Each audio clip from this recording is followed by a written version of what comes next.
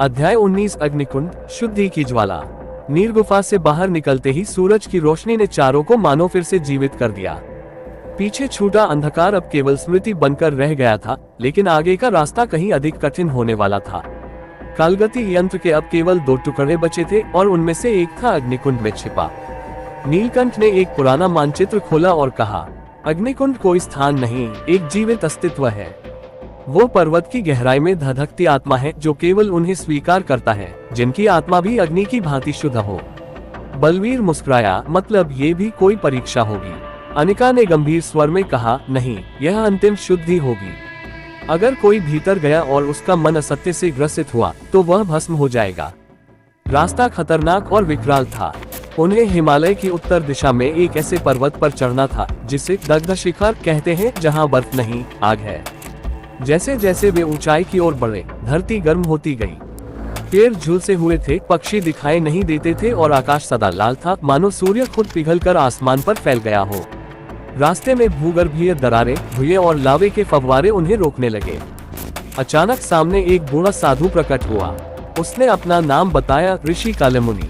वह अग्निकुंड का रक्षक था। तुम लोग कालगति की खोज में हो, पर उससे पहले अग्निकुंड की अग्नि तुम सबका सत्य दिखाएगी, उसने कहा। उसने उन्हें एक ज्वलंत द्वार के सामने खड़ा किया। एक एक कर भीतर जाओ, कोई किसी की सहायता नहीं करेगा। वहाँ केवल तुम और तुम्हारा भीतर का सत्य होगा। सबसे पहले अर्जुन भीतर गया। भीतर चारों ओर आग थी, लेकिन यह आग शरीर को नहीं जलाती थी, यह विचारों को जलाती थी। अर्जुन के सामने उसके तमाम भय खड़े हो गए। वो दिन जब उसने अपनी माँ को खोया, वह क्षण जब वह स्वयं को एक व्यर्थ जीवन समझने लगा था, वह लम्हा जब उसने पहली बार मृत्यु की कामना की थी। अग्नि बोली, क्या तुम इन सब के बावजूद जीवन से प्रेम करते हो? अर्जुन ने आंखें बंद की और उत्तर दिया, जीवन में केवल दुख नहीं, उद्देश्य भी है, और जब तक वह उद्देश्य बाकी है, मैं जलने को तैयार हूँ। अग्नि ने रास्ता दे दिया। फिर अनिका भीतर गई। उसके सामने उसका डर कि वह किसी से प्रेम नहीं कर सकती, उसका अतीत जहां उसने विश्वासघात झेला था, और वह क्षण जब उसने अपने ऊपर संदेह किया।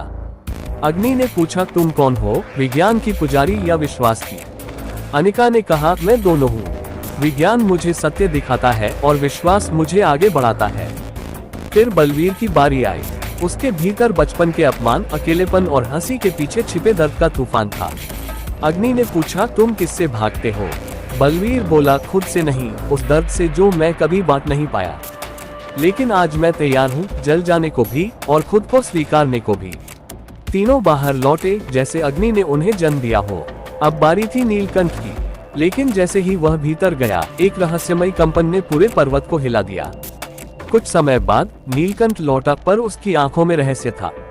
उसके हाथ में कालगति यंत्र का छठा टुकड़ा था, लेकिन वह चुप रहा।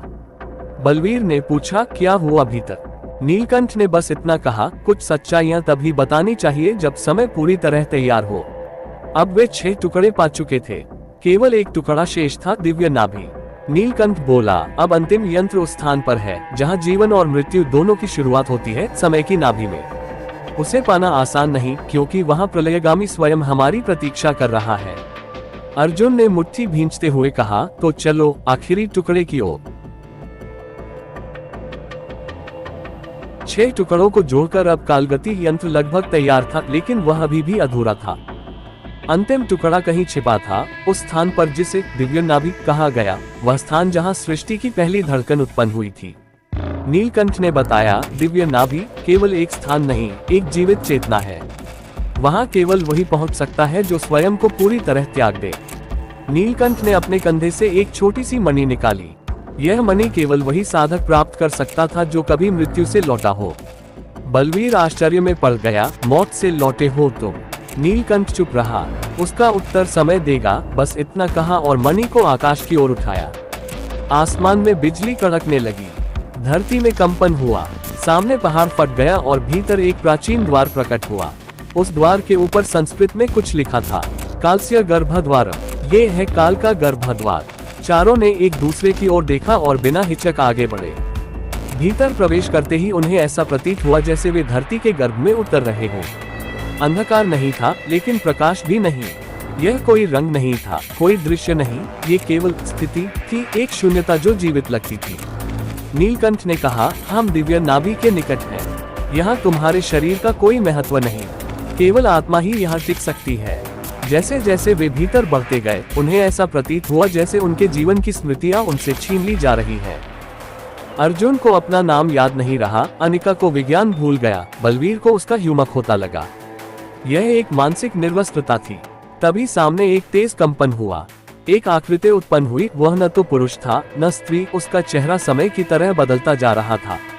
वह दिव्य नाभि का संरक्षक था, महाकाल प्रतिनिधि। उसने गरजते स्वर में पूछा, तुम कौन हो जो सृष्टि के गर्भ में आने का साहस कर रहे हो?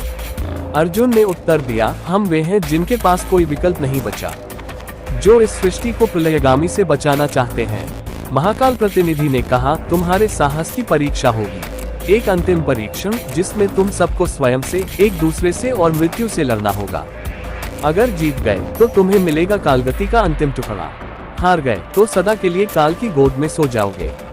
चारों को अलग अलग दिशाओं में खींच लिया गया। अर्जुन एक ऐसे कक्ष में पहुंचा जहां उसके सामने दूसरा अर्जुन खड़ा था। वह अर्जुन जो अगर कभी राह भटकता तो राक्षस बन जाता। एक घोर युद्ध हुआ।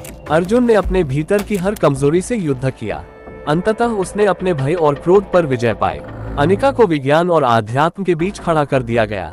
एक ओर वैज्ञानिक तर्क, दूसरी ओर विश्वास की पुकार। अंत में उसने समझा दोनों सत्य हैं, पर तब जब वे एक दूसरे को स्वीकार करते हैं। बलवीर को अपने बचपन में फेंका गया जहां उसका तिरस्कार हुआ था। एक बच्चे के रूप में उसने स्वयं को गले लगाया और कहा, मैं तुझसे शर्मिंदा नहीं, मैं तुझसे प्रेम करता हूँ। तभी वह अंधकार शांत हो गया। नीलकंठ की परीक्षा सबसे कठिन थी। उसे काल ने स्वयं बुलाया, क्या तुम तैयार हो अपनी अंतिम स्मृति भी छोड़ने के लिए? नीलकंठ ने आंखें बंद कर ली और कहा, मुझे कुछ नहीं चाहिए, केवल वह टुकड़ा जिससे ये सृष्टि बच सके। धीरे धीरे चारों एक ही स्थान पर लौटे। वह संरक्षक अब शांत था, उसके हाथ में अंतिम टुकड़ा था। वह आगे आया और बोला, तुम सबने स्वयं को पीछे छोड़ दिया, यही सच्ची जीत है। लो यह अंतिम यंत्र। जैसे ही वह टुकड़ा अर्जुन ने उठाया, सातों टुकड़े एक साथ प्रकाश में समा गए और कालगति यंत्र पूरी तरह से बन गया। लेकिन तभी पूरा स्थान हिल गया। आकाश में एक बूंद सुनाई दी, अब मैं आ रहा हूँ। नीलकंठ ने कहा, प्रलयगामी जान गया है कि कालगति यंत्र तैयार हो चुका है, अब युद्ध अंतिम होगा। अर्जुन ने कालगति यंत्र को सीने से लगाकर कहा, अब जो होगा वो समय के साथ नहीं, समय के लिए होगा।